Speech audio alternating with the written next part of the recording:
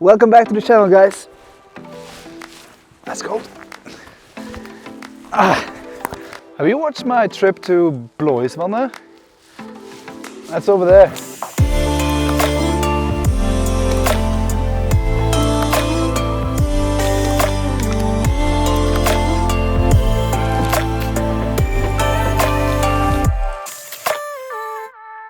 So as I said in my last video, I am now going to test out the Hyperlapse functions of the Mavic 3 Cine drone, and thankfully I have this huge battery that's charging up my drone batteries, since I already flew a lot for the last video.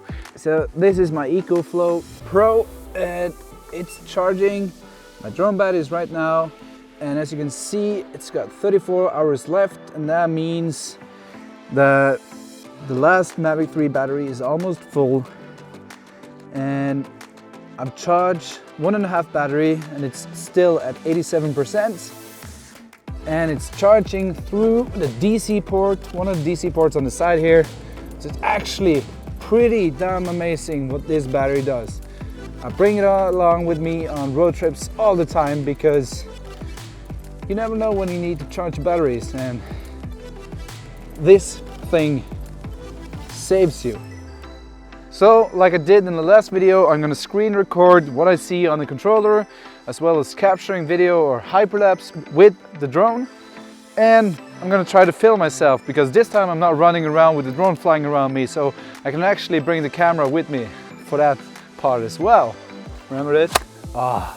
Reloads like a pretty rifle. And not, no, I'm sorry, I'm not gonna do that. Let's go. So I decided to sit in the car because my toes are freezing. Now I'm ready to fly off. First round. And off she goes. Just gotta film this landscape a little bit.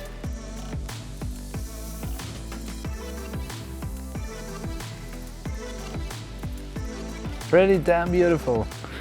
So I see a lot of people talking about that green spot you get. You see that green spot on the camera here or on the screen? That's natural. Everybody gets that. It's because you got light passing through a lot of glass and you get sun flares. It's not a big deal. Some people even think it's beautiful. Like, there's a reason why you can buy packs of sun flares to put in your videos, and you got this artsy editing where you see sun flares from in the dark, even like where it shouldn't be. So it's not a pretty color, but in a white landscape like this, I think I could actually just desaturate the color and remove it a little bit. On to the job. Now I'm gonna go and find a frame that I like, and I'm gonna try to film a hyperlapse.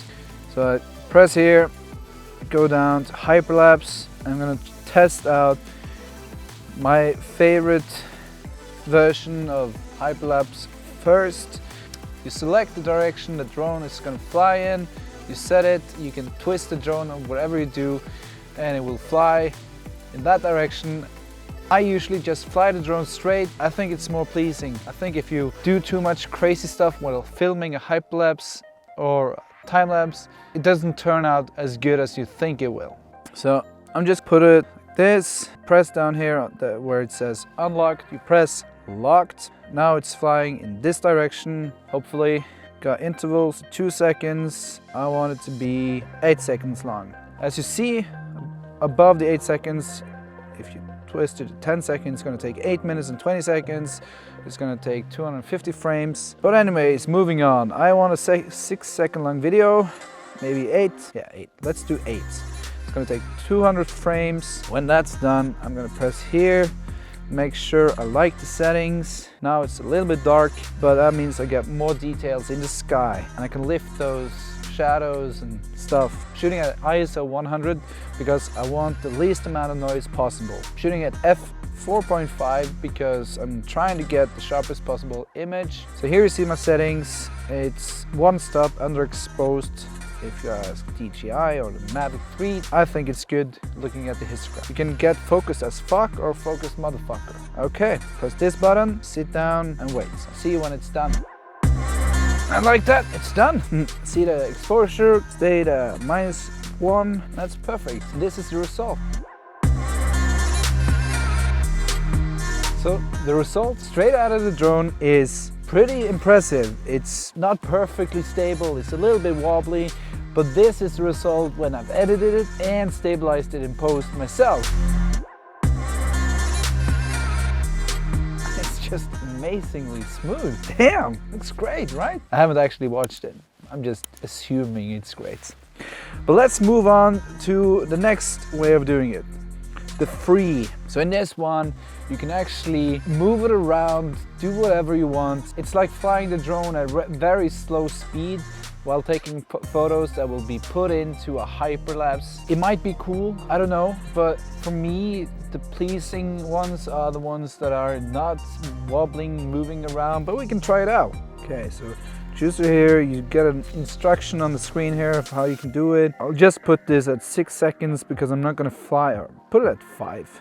So let's try to follow the river. Max speed, let's put that up and see what happens. Fly to 3.2 kilometers an hour. As you can see here, the format, the video, the automated video is MOV file, but I only shoot the raw files of the original so that I can edit and get a lot more out of the video or the files in post. But let's try out focused as fuck, usual, free, 5 seconds, 18 minutes left on the drone, so no time to lose. And we're going forward. Let's go forward at max speed, because when I've used this function earlier, not on this drone but on the Air 2, I found that if I am somewhere in the middle with the speed, it becomes wobbly because I slow down, I increase the speed, I slow down, increase, down, up, down in speed, because my thumb is not perfectly still. And so that's why I'm just full throttle all the way to the front, trying to just keep straight for now. And we're flying up the river. As you can see on the screen, we're not moving fast. So now I want to twist it a little bit. I'm twisting it. I can't see a difference on the screen right now. I'm twisting more. Yeah, there. Oh, there it is. Oh, that's a problem because I got impatient and I twisted it a little bit too much. So now the drone is catching up, and in the middle of this hyperlapse there's gonna be a flip to the side. Oh damn. Now I moved the throttle as well.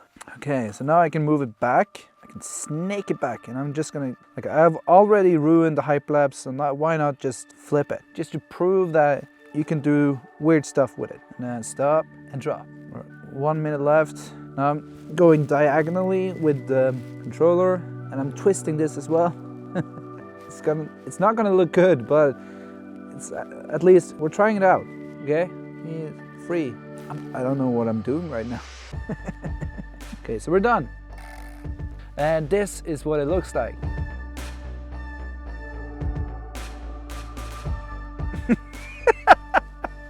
It does not look good. Okay, so you should have steady fingers, do slow and steady, but okay. I'm not even gonna edit that myself, I think. You know what? Here it is. This is me editing the raw files, and this is what it looks like.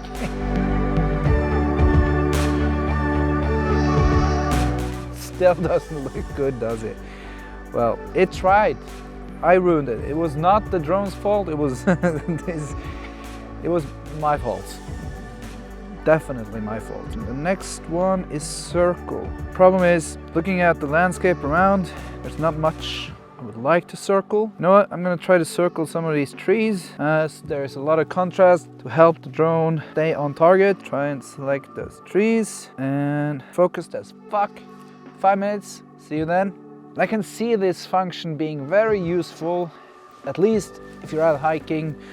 You can get a really cool hyperlapse of what's happening on top of the mountain, or just clouds swirling around the mountain, as we saw in one of the video examples here. And it looks like it's staying pretty much on target. At least it's better than the last example. I have increased the exposure on my video, and my drone seems to be almost done. I'm pretty impressed. So far it seems to kind of lose the point of interest right now, but from this angle, as you can see on the screen recording, the contrast has lessened and it's harder for the drone to see where the focus is. But here's the hyperlapse that Mavic 3 made.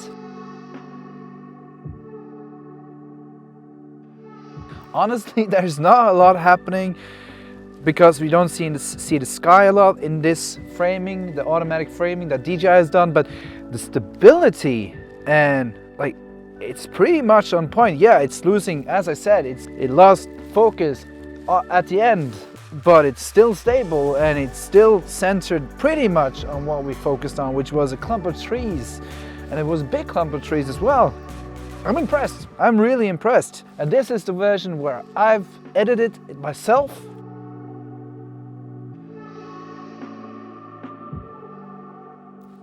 It's good.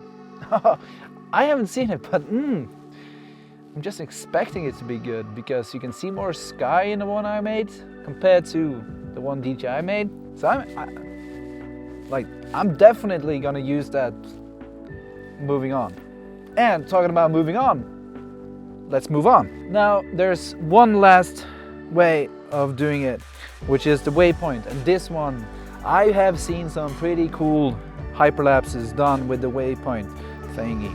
So I'm just gonna do some freaky shit and see if it works. You see down here, you can set waypoints and you can put your camera pretty much however you want it. You place your drone where you want it, and I want it to be like this here. First waypoint set, and then I fly forward and I twist down the camera, blah blah, and then I want it to be here. I let the drone stop before I set the waypoint, and then I want it to fly like this and twist like this, and you can keep going.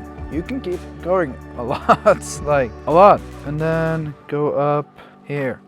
But now I have moved a lot, so I cannot make this hyperlapse short. So I'm done with setting waypoints. I'm gonna put it at 13 seconds. A hack I like to do is plan backwards. Now I just put up some random waypoints, but you can plan backwards because then you can reverse the sequence so that the waypoints that I set, it's gonna start with the last one and go backwards into those. If you don't do it this way, when you start your hyperlapse, the drone is gonna first fly slowly back to the first waypoint and then start the hyperlapse. But if you reverse it, you'll start from the last waypoint that you set. So that if you plan backwards, you save battery, you save time. Here is what my drone made from the hyperlapse we just shot.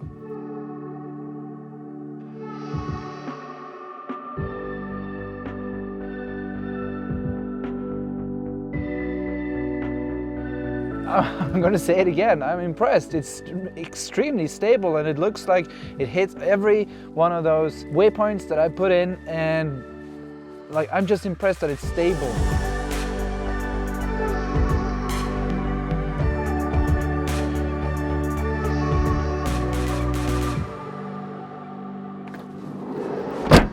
To put it in simple terms, I am extremely impressed with the hyperlapse function of the Mavic 3. I'm gonna use it a lot moving forward. I've already used it a lot, and it's just the stability of the footage. Like even the DJI edited version is extremely pretty, and when you use the raw files, you get a lot more wiggle room and you can stabilize it in post. It's just amazing. I am so damn impressed. And now we have looked at all of the functions, the hyperlapse functions. I'm gonna probably try to do more crazy stuff, find better subjects to shoot, as this valley is beautiful, but it doesn't have anything extreme or cool you can focus on. So having a subject is definitely gonna help to make better or more special hyperlapses, but just in general I'm extremely impressed. And I'm also freezing cold. You can probably hear it in my toes and fingers. Whew! You know what? This is it. I'm done. Thank you so much for watching yet another video. Thank you for joining me on both these videos. about this drone that I've shot today. Hopefully, if you haven't checked it out, link below, above, and I'll link it at the end of this video. But thank you so much for watching yet another video, and if you got this far, please consider subscribing to the channel, giving this video a like, leaving a comment if you have any questions. If you want me to make videos about anything else related to this drone, please let me know and I'll get to it. I'll see you guys around in the next video. Bye!